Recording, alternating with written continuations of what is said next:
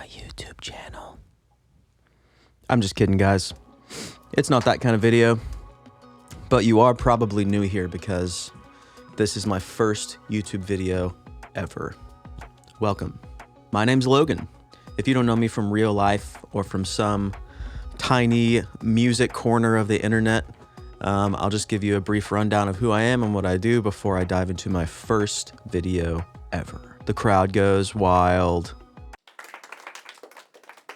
So I'm a producer, songwriter, mixer, and musician, currently living in Nashville, Tennessee. I've produced over 300 songs in my career, had a hand in over 200 million streams across all DSP. I've written hundreds of songs, played with bands all across America, and currently have a handful of projects in the sync space.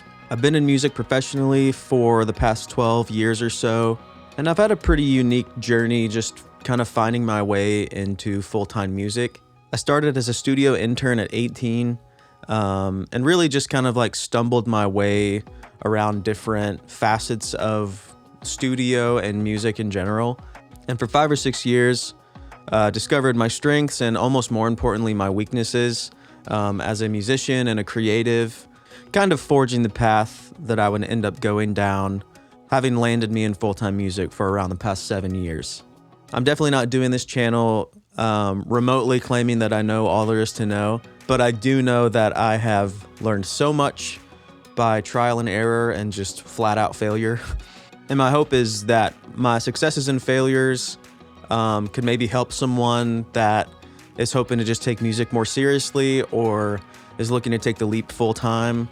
I know firsthand from the outside looking in, the music industry can seem extremely gatekeeping, and I know how impossible that leap into music in general or professionally, or if you're trying to make the leap into full-time, I just know how impossible that can feel or how daunting that can feel. So I started this channel with only one goal in mind. I want to bring practicality to the mystery, whether it be mixing or production techniques, songwriting sessions, recording live instruments, walking through my vocal chain, talking through some music business, or honestly just trying to answer any questions that you might leave in the comments. I'd love to share practicals for at least my way of approaching different facets within the studio. In other words, in an industry where it feels like there's so much gatekeeping, this channel is a gate-breaking channel. My hope is for this channel to be a tool for the 18-year-old me that is just looking for answers to simple and hard questions and lots of different areas and layers to this world. End of rant. Thank you for being here, and let's dive into the first video. Let's talk drums. Cool, so yeah, we're literally going right up my staircase. Here is my little drum room.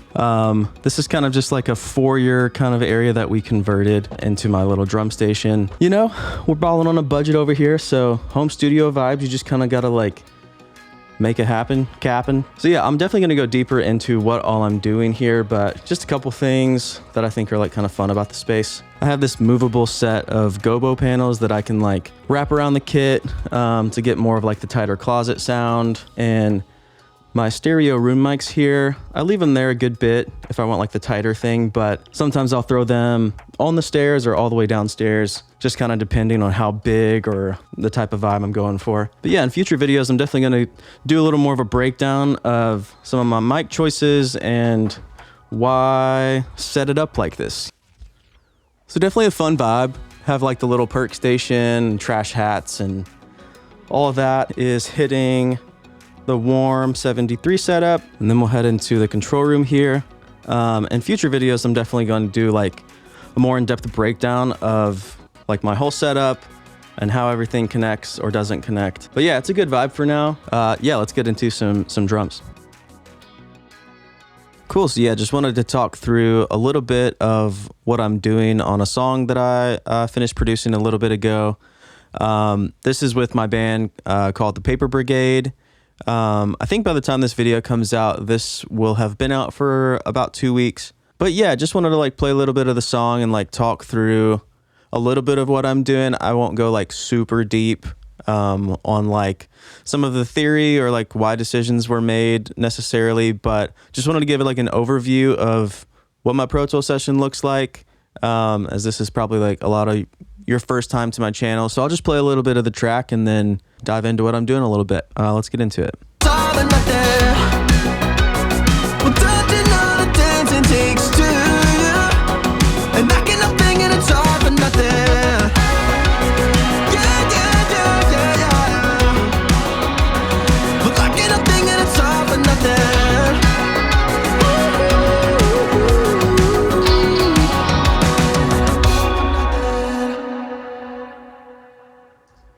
Sweet. So yeah, you can see I don't have like honestly a ton going on. Kind of have like my main drum recording files, and then down here I have like my secondary percussion, transition kind of stuff. So I'll just kind of touch on both of those for a second. So on my drum layers, I'll just kind of like solo those out.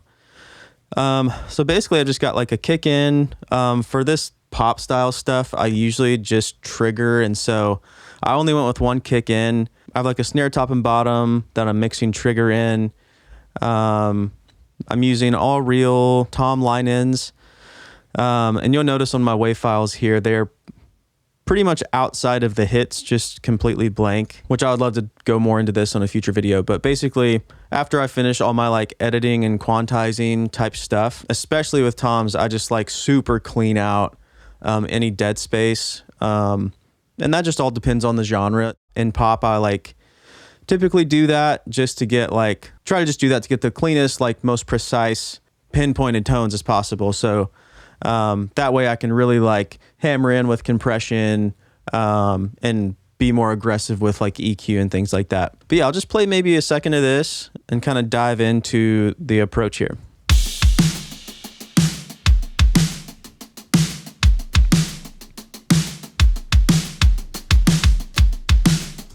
Yeah, so right off the bat, you can tell it's really like the more fat closet kind of sound, especially for this kind of like triplet, more transient, heavy song and groove in general. We wanted to steer away from like heavier verby sounds and really leaning into just like the dry pocketness of the track. So nothing too crazy. I've just got, yeah, kick, snare, toms like I mentioned, and then overheads. There might be like a touch of, yeah, no, so no verb at all. I've got those disarmed. So overheads here. Just really nice. There's like a touch of that like room ambience going on, but all that's just like natural, nothing added. And then my far rooms in scenarios like this, I use these for more just like aggression and character to the mix. So they're mixed in fairly quiet. I'll kind of bump those. Yeah, but you can just kind of hear that crunch and, yeah, slappy, crunchy character on that. So as far as the actual kit, that's really all I've got going on. Kick, snare, toms are like relatively just clean, tight, punchy, and only on really the far rooms are what I'm doing like some kind of fun charactery stuff on. But this song specifically is super fun on the percussion side. So I'll just kind of walk through. I've got a couple loops that stay in for a bulk of the song. Little George Lopez slow rider vibe when they're solo. That's kind of fun. Yeah, but those kind of mixed in underneath like the more transient kind of groove. They just really work together. I'll solo those all together.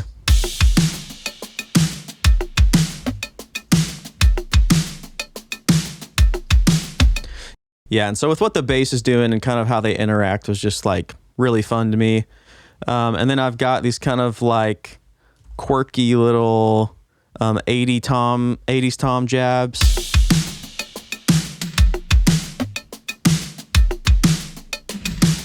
Yeah, so those are fun, just kind of like poking out, peeking through every now and then.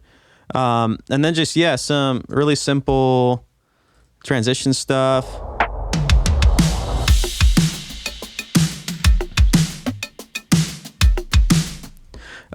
Yeah, so that's kind of like the approach to the overall drum sound.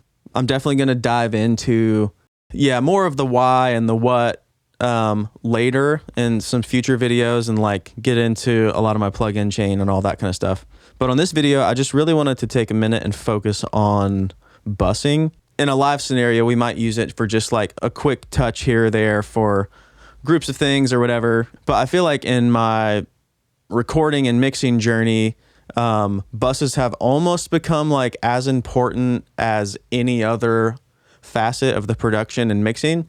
I feel like it is just a lot of like the glue and the cohesion within each instrument section. So really in every instrument section, and all the vocals are going to their own individual like group bus, and they're being like a touch of compression together. They're definitely being saturated all together as like one unit. And then just overall EQ and tone shaping stuff, I do like a touch of that on the back end, like post the individual channels. So I just kind of wanted to walk through like what I do. It's definitely a little more of an aggressive approach for this vibe. People have opinions on that, but that's just like what I found that I like. So I'll kind of walk through here. So Slate, if you don't have Slate, very cheap monthly bundle. So I've just got it hitting a virtual channel.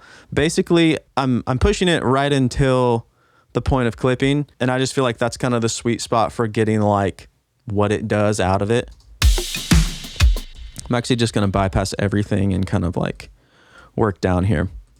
So you can hear like kind of my before and after of what I'm doing on this whole strip. Yeah, so pretty wild, you know. The A and B is really kind of crazy. Just a lot of the life and character kind of like got sucked out as soon as we like bypassed my bus. So anyways, yeah, pushing the virtual channel fairly hard. Yeah, so even on those bigger snare hits, you can see it like touching red.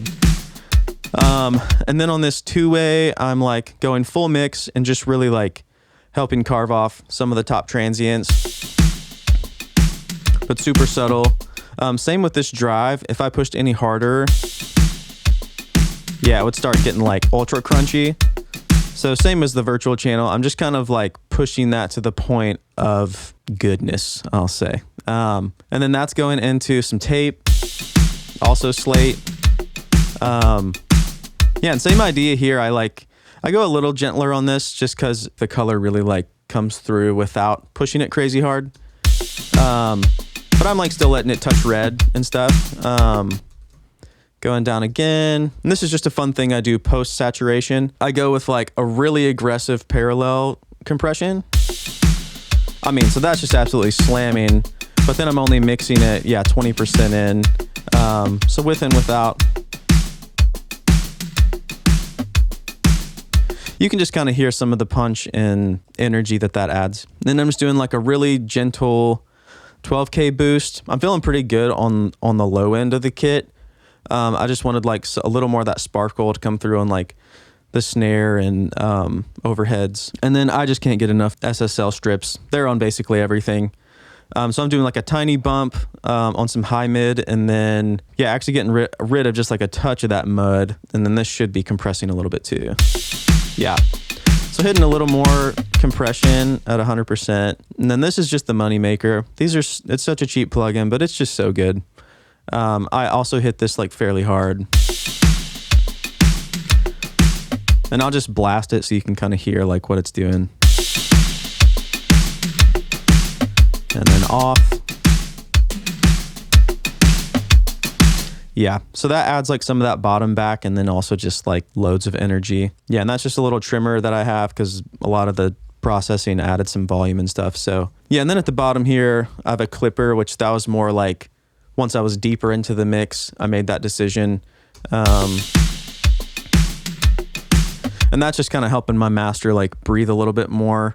I wouldn't say it's like necessarily a tonal decision when I was mixing drums, but yeah, so my limiter isn't like slamming as hard, and there's a little more like headroom and breathability and stuff. So yeah, that's kind of like mainly what I wanted to talk about. I feel like getting in the weeds a little bit of mix bus stuff. People talk about it, but I think the more aggressive approach is just like really fun, and I was like, that'll be a fun like first video to try. And so yeah, definitely in the future, I'm going to go way deeper into my drum setup and overall studio setup. But let me know if you're interested in, you know, getting into the weeds, like really into the weeds on drum mixing and stuff. Especially as a drummer, I just love that whole world and would definitely love to explore some of that if there's interest. Also, if you enjoyed just the little snippets that you heard of my band, the Paper Brigade. I'll throw a link in the description, and you can follow us along there too. But thanks so much for being a part of my first video, and I hope you found this helpful.